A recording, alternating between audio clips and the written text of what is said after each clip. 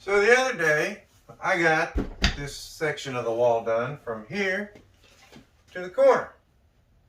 Now, some of you may notice this was my scrap wood corner. I have to put all my scrap wood back over here because right now it is blocking my beautiful door frame that I had put up a few videos ago.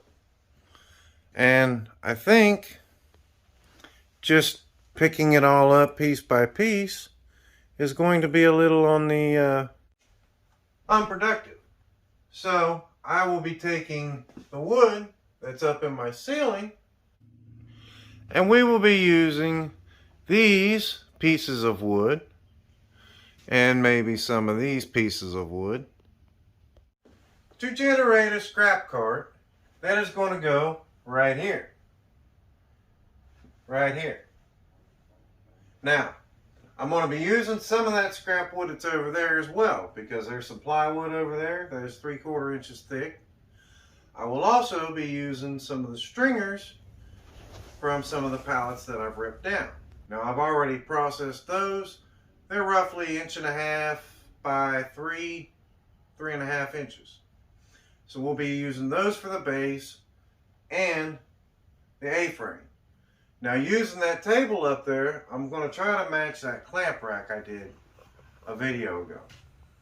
So, we're going to paint that and we're going to run it through the planer and we'll see how it turns out. So, let's get to it. First thing I got to do is get this wood out of here.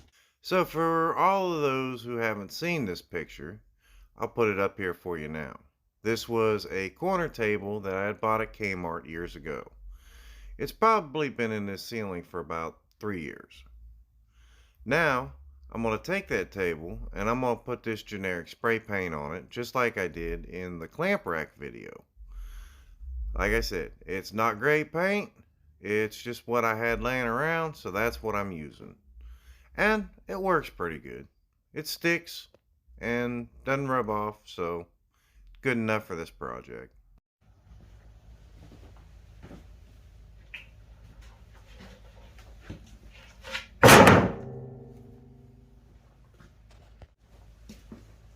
So my biggest piece of 3/4 inch plywood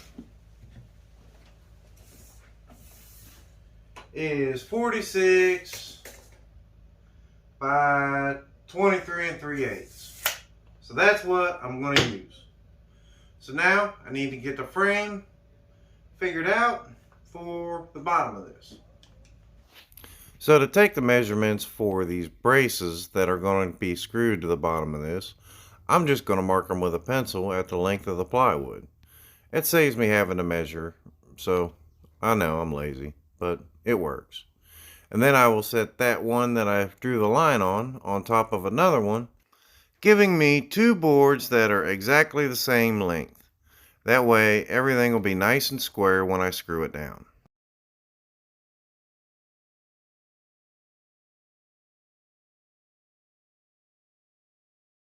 Once I have those 2 cut, I can lay them on my board where I want them, and that will give me the measurement I need to make the 4 side supports that are going to go in the middle. This will help make this 3/4 inch plywood much stiffer, and it'll be able to hold much more weight than if I had just done the 2 sides. Now, this seems to be standard practice for all of these wood carts that I have watched on YouTube. Some of these have plans, some of them do not. This one does not have plans. Not yet, anyways. I don't have the computer skills to pull off plans yet. Maybe in the future. I am building this cart to fit my specific needs and my very small shop. So some of the YouTube videos that offer plans are offering plans for a cart that is much too large to fit in my shop. Not only does it need to fit in my shop, it is also based on the materials that I have available and that I need to get used up to go back in this corner. See, I don't want to spend a whole lot of money on this project. Plus, I don't want to put all this wood back in this corner and not have a purpose for it. And for some odd reason, I am hell-bent on using the back of this table on this project. I don't know why, but it is just consuming me to use the back of this table to match that clamp rack. And if you're watching this right now, you will see that this is a great way to impale yourself with a square head bit. This is not the way you want to put screws in. Also, you want to set the clutch on your drill or you will break the heads right off these screws. Speaking of screws, I have all these screws that I have taken out of all the old shelves and fixtures that I've had to take off my walls to put up this pallet wood. Now, this seems like a great project to use these screws on because they're mix matched. They're different head sizes, different torque bit sizes, Phillips head screws. So this is going to be a place where they're not going to be seen very much. And I figure instead of spending $8 to $10 for a box of screws, I'll just use what I already have. Since nobody likes to see pocket holes, I'm going to put the glue on the pocket hole side, and then we'll just slap the bottom right on there and run them mix match screws right through, and everything will be nice and tight and you won't see the pocket holes anymore. As a matter of fact, these screws went in so tight I screwed it right to my workbench because 1 1/8 and 3/4 is shorter than 2 inches. So I had to go back and grind off the remaining ends of the screws so that they're not sticking out and tearing up my workbench more than I already have. Also, keep in mind when you're doing this to let the screws cool a little bit before you feel to see if they're flush, because most likely they're going to be hot. Now that the base is all done, I'm going to go ahead and run them stringers through the planer to bring them down to about 1 1/8 as well. Some of them that I ran through are 1.5 inches, some are 1 1/8 inches, some are 1 1/4 inches. It just depended on where they looked pretty coming out of the planer before. And these are some leftover 2x4s that were also in my scrap wood pile, so I'm going to use them up while we're here. I started by cutting what's going to be my shortest ones first, which ended up to be about 6.5 inches. This may vary for your design, but this seemed to work the best for mine.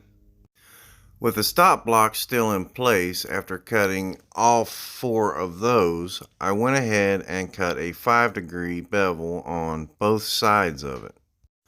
Using that stop block helps me to ensure that all my pieces are going to be exactly the same as I cut them and go forward. That way nothing gets out of whack when I go to put it together. Next is going to be the legs for the A-frames. I'm going to cut the bevel on one end and then I will push it up against a newly set stop block to cut the bevel on the other end.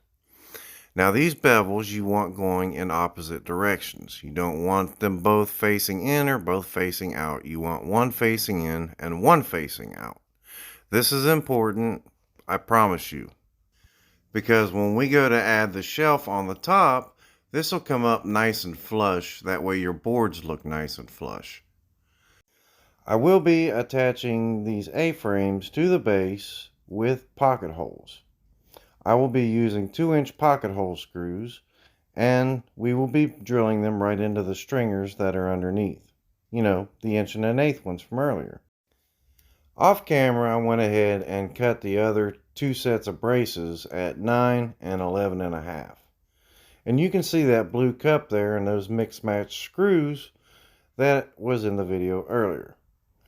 I have the A-frame clamped together and pushed up against the stop blocks, and I'm using that so the A-frame doesn't run away from me while I'm drilling these in place. After I get the first one done, I can just set the rest of the boards on top to mirror the first one. I use my 18 gauge brad nailer and some 2-inch brads to hold everything in place so I can get it out of the clamps and down on the table to push up against those blocks as well. And then I will pre-drill and run those mix match screws right into the side just like the first one. Mirror, mirror, who puts A-frames on a wall? I do. That's right. All 4 of them. On to the next part, which would be the layout for where I'm going to put these A-frames. At this point, measuring where these A-frames are going to go, I'm realizing that I wished I had a bigger piece of plywood to start with. But it actually all turned out okay because it fits great in this shop corner anyways. So I'm going to screw this straight board to this platform, and that will be my reference for the A-frames to stop. That way they are all in a straight line. This will become very important later on when you try to put your shelves and your backer boards on these A-frames. At this point, it's a good time to check the clutch on your drill so you're not breaking the heads off your pocket hole screws. You want everything pulled nice and tight to that board and everything nice and flush to the edge of your plywood. For a little added support, you might want to clamp your A-frame to that board, but I didn't feel like it was going anywhere, and none of them seemed like they moved any, so I didn't feel the need for clamps. Each side got 2 2-inch screws in each one of the A-frames, so 4 in total. Going into these hardwood stringers, I feel like that's going to be plenty of support. And then it's time to put on my backer boards. These backer boards are pallet boards that have a round over on them.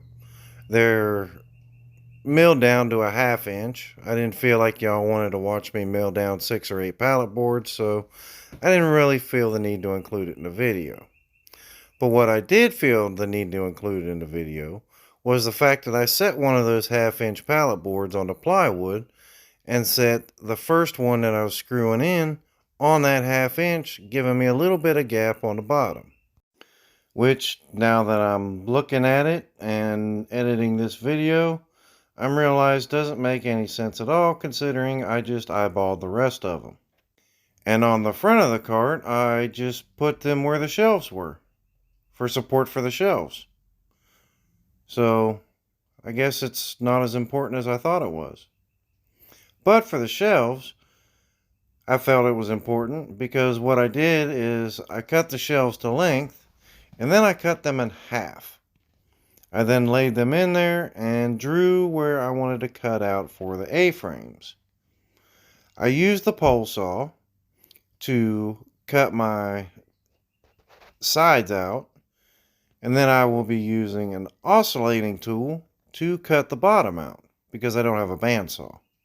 I'm finding that I like using this oscillating tool a lot more than I like a jigsaw, because I can cut right straight across, as to where a jigsaw I gotta come in from an angle, come in from the other angle, and then turn it straight and then cut the bottom off. So this is much faster and much cleaner than what I usually get from a jigsaw.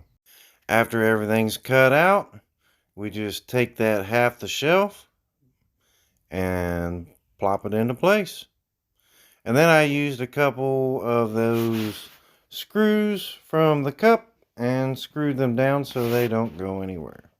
So just like the clamp rack, I need to bring this down to under 13 inches so it'll go through the planer. So I will take a little bit off of one side and then I will take a little bit off the other side. And that will bring us back to the planer, where we will get this beautiful shot of all the ugly magically disappearing. Yeah, that's satisfying. Whole reason I wanted to use this piece for this project. And just like everything else in my shop, we'll put a round over on this and soften the edges a little bit. I don't know why I need to soften the edges on it, because it's going to be holding particularly sharp wood. But, you know, got to make it pretty, right? Off camera, I decided to stain this gray. I had some laying around that I wasn't using, so I figured I'd get it used up, and I'm actually really happy with it. I think I'm going to do my cabinets in this same color, so I'm going to have to go buy some more. Also, I felt if I didn't stain it that it would just kind of fade away against the pallet wood walls. And I don't want to lose any attention from any of the things I build in my shop because of my walls. I want everything to stand out on their own. The walls and the fixtures should not look the same, I think. So I'm putting a kick plate on the back. That way when I put plywood and other stuff on the back of it, it won't slide off when I roll it around. I'll be putting wheels on it here in a minute. But anyway, I don't want anything sliding off when I roll it around. So I put a kick plate that's got like, I don't know, I think it's a 1/2 inch lip. That way it holds everything in place. It's not too high that I can't get it off or have to struggle, but it's not too low that it'll tip over. Looking pretty good. So now we got to lay this thing down and we're going to put some wheels on it. I thought I had saved the wheels from my workbench when I replaced the casters on it, but I guess purging my shop, they got tossed in the trash. So I had to run down to Harbor Freight and I had to buy some new ones. These are just 3-inch casters. 2 of them lock and swivel all the way around, and 2 of them are just straight and stay in one place.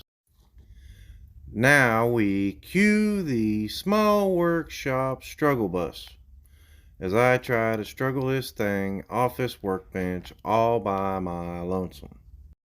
Since the struggle bus did not run me over, we will go ahead and wheel it out into an area so that I could put the top shelf on this thing. And it rolls pretty well. I'm kind of happy with these little wheels. Of course, there's no weight on it yet, but it's rolling pretty nice. For the top shelf, I decided to go a little bit fancier. Instead of just the 1/4 inch plywood that I used for the middle shelf, I decided to use some 1/2 inch pallet boards with roundovers on them, just like everything else in my shop. Being that this shelf is going to be supported by 3 sets of A-frames, I just went ahead and threw some 1.5" 18 gauge brads in it. That ought to hold them in place. They ain't going to go nowhere. I left a gap in between the 4th and the 3rd A-frame. That way I would be able to stand boards up, which meant that these support boards could not go all the way across. So just for a little bit of detail, I cut some short ones to go on the 4th A-frame. I didn't want the 4th A-frame to feel like it was underdressed, so we dressed it up a little bit. Now it's time to fill this bad boy up.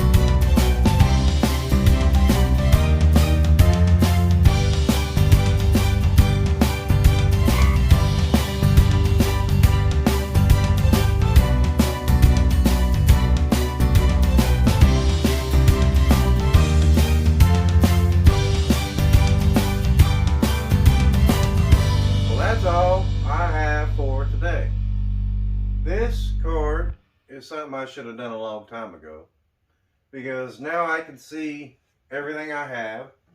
I can see the lengths of my scrap boards down here, and for all the stuff on the back, I can move it out and I can look and see everything real easy, and then I can move it right back.